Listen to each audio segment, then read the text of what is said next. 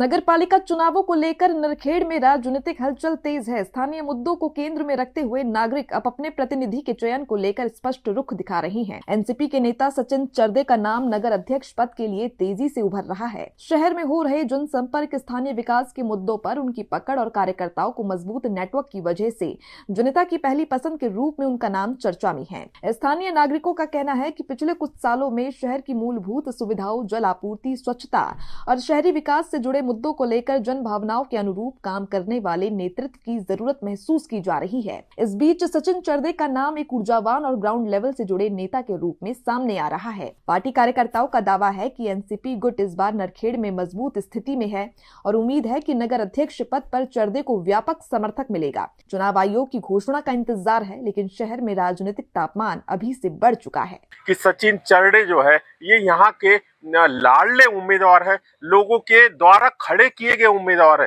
Party तो बाद में रहती है, लेकिन चहेते उम्मीदवार जो है वो पहले रहते हैं। ऐसा क्यों है सचिन बाबू कि आपको ही दोबारा से नगर अध्यक्ष पद के लिए जो है एनसीपी ने जो टिकट दिया, क्या मैनिफेस्टो में लिखा हुआ?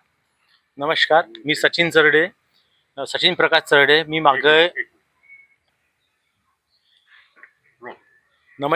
मी सचिन चरडे। मागच्या 2017 मधील निवडणुकीमध्ये मी प्रभाग क्रमांक 3 मधील नगर परिषद नरखेडचा सदस्य होतो आणि मी प्रभाग 3 मध्ये जे काही अपुरे कामं होते ते मी 25 वर्षापासून जे अपुरे कामं होते ते मी पूर्ण केले आणि लोकांच्या 24/7 मी लोकांच्या संपर्कात राहिलो आणि म्हणून मला माझ्या पक्षाने अनिल भाऊ देशमुख यांच्याकडून शरदचंद्र पवार यांच्या तुतारी या पक्षांकडून मला नगराध्यक्षाची उमेदवारी साहेबांनी मला दिली। काय नेमकं म्हणजे का रिपीट का बरं तुम्हाला केला? तुमचे विकास कार्य आहे किंवा काय असं काय डेव्हलपमेंट केला तुम्ही नरखेड तालुक्यामध्ये की नंतर तुम्हाला रिपीट केला पार्टीने? मी प्रभागातील कामं किंवा नरखेडमधील ज्याही समस्या होत्या त्या पूर्ण समस्यावर मी त्याचे समस्या दूर करण्याचा मी प्रयत्न केला आणि त्या केल्या सुद्धा। जुन्या नाल्या असो, रोड असो किंवा आपले आरोग्याविषयीचे जे काही अडचणी होत्या लोकांच्या, त्या मी सोडवण्याचा प्रयत्न केला आणि सोडवल्या सुद्धा। साहेबाच्या माध्यमातून आम्ही मागच्या वेळेला जेव्हा कोरोनाचा वेळ होता तेव्हा आम्ही अनिल भाऊ देशमुख यांच्या माध्यमातून नरखेडमध्ये फॉगिंग करणे किंवा नरखेडमधून कोरोनासाठी जे काही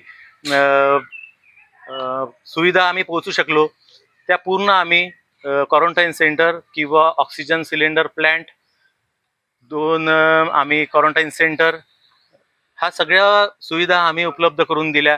कोरोनामध्ये आम्ही जेव्हा लोकांची जीवहानी होत होती तेव्हा आम्ही आमच्या जीवाची पर्वा न करता आम्ही लोकांचे जीव वाचवण्यासाठी सतत प्रयत्न करत होतो। का बरं एवढे लाडके आहे की असं म्हणणं आहे जनतेच्या की आम्ही स्वतः उमेदवाराला पुन्हा रिपीट करायसाठी म्हटलं बा की आम्हाला यांचं काम पटलं, यांनी काम केलेले आहे, तर यामुळे बी एक नागरिकांची एक फिलिंग्स असते की हाच उमेदवार पाहिजे, असं काऊन लोकांचं का बरं असं म्हणणं? अर्थातच मी लोकांसोबत ग्राउंड लेवलवर मी जुळून राहिलो। लोकांच्या पूर्ण समस्या मी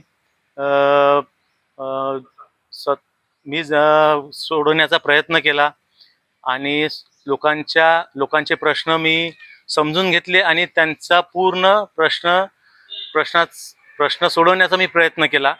म्हणूनच मला दुसऱ्यांदाही साहेबांनी अध्यक्षपदाची उमेदवारी दिली। लोकांनी मला नरखेडमधून सगळ्यात जास्त मतांनी निवडून दिलं आणि मी निवडून आलो असताना 2 वर्षांनी बांधकाम कल्याणचे कार्ड मी माझ्या प्रभागात खूप जास्त बनवले आणि नरखेडमध्ये सुद्धा बनवले आणि माझ्या ह्या प्रयत्नामुळे नरखेडला शासनाकडून 1.5 करोड रुपयाचा मी आर्थिक लाभ आणि पेट्या सुद्धा मिळवून दिल्या। त्यामुळेच मला त्यांनी उमेदवारी द्यायचा देण्याचा निर्णय घेतला। सीधी बात है, साफ बात है, जो काम करेगा वोट उसको मिलेगा, जो जमीन से जुड़ा रहेगा वोट उसको मिलेगा, जो लोगों की समस्या का निवारण करेगा वोट उसको मिलेगा। और इसी रुझान पर जो है आज टीम जो है नरखेड़ में आई थी। सीधा और भी स्पष्ट जो बहुमत है आप देख सकते हैं, हम नहीं कहेंगे, ये जनता को समझना है। चैनल से कैलाश सुगन के साथ नरखेड़।